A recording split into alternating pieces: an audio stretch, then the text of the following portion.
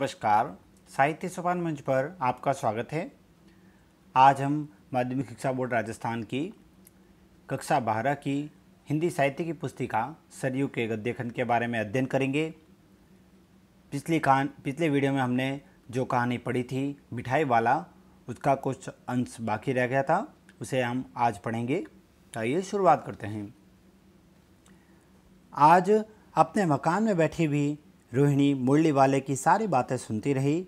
आज भी उसने अनुभव किया बच्चों के साथ इतने प्यार से बातें करने वाला फेरी वाला पहले कभी नहीं दे आया। फिर वह सौदा भी कैसा सस्ता बेचता है, अर्थात चीज़ें भी बहुत सस्ती देता है। वो भला आदमी जान पड़ता है। समय की बात है जो बेचारा इस तरह मारा मारा फिरता है। पेट जो न कराए सो थोड़ा, अर्थात पेट को पालने के लिए कुछ भी करना पड़ता है।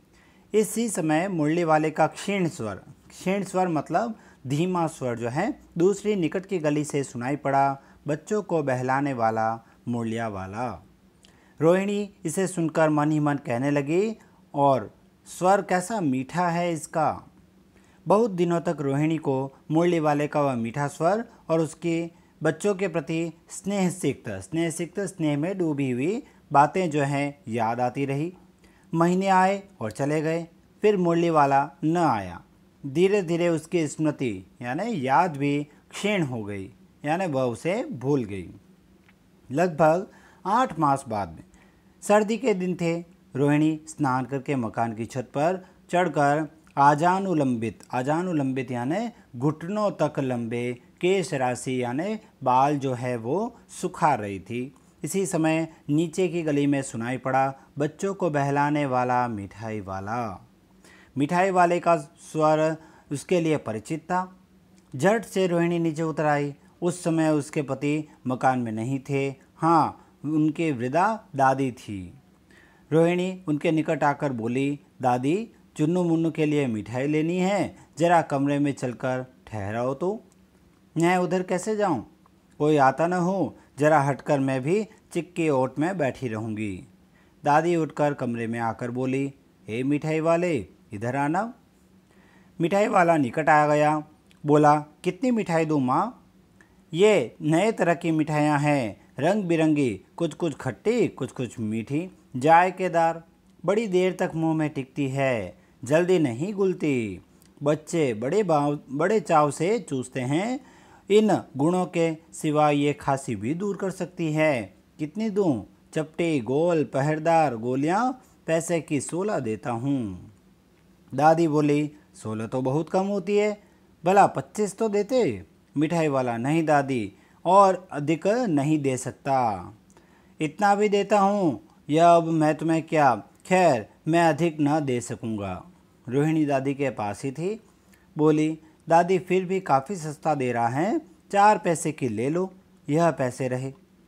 मिठाई वाला मिठाइयाँ गिनने लगा, तो 4 की दे दो। अच्छा, 25 न सही, 20 ही दो। अरे हाँ, मैं बूढ़ी हुई, मोल भाव, अब मुझे ज़्यादा करना भी नहीं आता। कहते हुए दादी के पोपले मुंह से जरा सी मुस्कुराहट भी फूट निकली। रोहिणी ने दादी से कहा, दादी, इससे पूछो, तुम इस शहर में और भी कभी आए थे या पहली बार आए हो? यहाँ के निवासी तो तुम हो नहीं। दादी के इस कथन को दोहराने की चेष्टा की ही थी कि मिठाई वाले ने उत्तर दिया, पहली बार नहीं, और भी कई बार आ चुका हूँ। रोहिणी चिक्की आड़ से ही बोली, पहले यही मिठाई बेचते हुए आए थे या कोई और चीज़ लेकर? मिठाई वाला हर्ष, संशय और विस्मयादि भावों में डूबकर, अलग अलग भावों के साथ में वह अपने चेहरे की भाव दिखाते हुए वह बोला, इससे पहले मुरली लेकर आया था और उससे भी पहले खिलौने लेकर। रोहिणी का अनुमान ठीक निकला। अब तो वह उससे और भी कुछ बातें पूछने के लिए अस्थिर यानी उतावली होने लगी। उठी, वह बोली, इन व्यवसायों में भला तुम्हें क्या मिलता होगा? वह बोला, मिलता भला क्या है, यही खाने भर को मिल जाता है, कभी नहीं भी मिलता है, पर हाँ, संतोष, धीरज और कभी कभी असीम, जिसकी कोई सीमा नहीं है, ऐसा सुख जरूर मिलता है, और यही मैं भी चाहता भी हूँ। सो कैसे, वह भी तो बताओ। अब व्यर्थ उन बातों की क्यों चर्चा करूं, उन्हें आप जाने ही दे।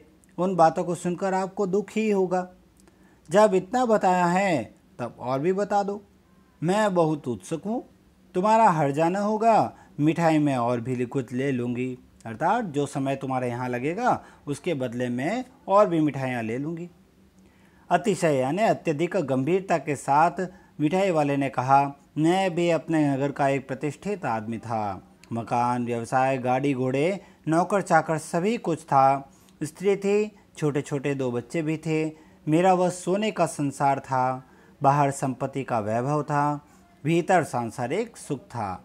स्त्री सुंदरी थी, मेरी प्राण थी। बच्चे ऐसे सुंदर थे जैसे सोने के सजीव खिलौने।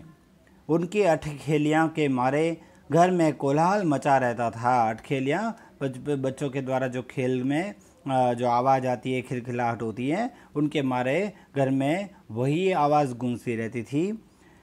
समय की गति, विधाता की लीला, अब कोई नहीं है। दादी, प्राण निकाले नहीं निकले, इसलिए अपने उन बच्चों की खोज में निकला हूँ। वे सब अंत में होंगे तो यही कहीं, आखिर कहीं न कहीं जन्मे ही होंगे। उस तरह रहता, घुल घुल कर मरता, इस तरह सुख संतोष के साथ मरूंगा। इस तरह के जीवन में कभी कभी अपने उन बच्चों की झलक सी मिल जाती है। ऐसा जान पड़ता है जैसे वे इन्हीं में उछल उछल कर हंस खेल रहे हैं। पैसों की कमी थोड़ी ही है, आपकी दया से पैसे तो काफ़ी हैं। जो नहीं है, इस तरह उसी को पा जाता हूँ। रोहिणी ने अब मिठाई वाले की ओर देखा। उसकी आंखें आंसुओं से तर है। इस समय चुनमुन्नू आ गए। रोहिणी से लिपटकर उसका आंचल पकड़कर बोले, अम्मा, मिठाई मुझसे लो। यह कहकर तत्काल कागज़ की 2 पुड़ियाँ मिठाइयों से भरी मिठाई वाले ने चुन्नू मुन्नू को दे दी। रोहिणी ने भीतर से पैसे फेंके। मिठाई वाले ने पेटी उठाई और कहा, अब इस बार ये पैसे न लूँगा। दादी बोली, अरे अरे, न न, अपने पैसे लिए जा भाई। तब तक आगे फिर सुनाई पड़ा उसी प्रकार मादक यानी नशीला और मृदुल यानी मीठा स्वर, बच्चों को बहलाने वाला, मिठाई वाला। इस प्रकार से यहाँ पर ये कहानी का अंत होता है। तो इस कहानी का मुख्य उद्देश्य जो है वो यहाँ पर वात्सल्य, समर्पण और प्रेम का जैसे भावों को प्रदर्शित करती हुई ये कहानी है। मिठाई वाले के द्वारा ये सब भाव दिखाए गए हैं इस कहानी में। आज के लिए इतना ही, और अगले वीडियो में हम अगले पार्ट के बारे में अध्ययन करेंगे। धन्यवाद।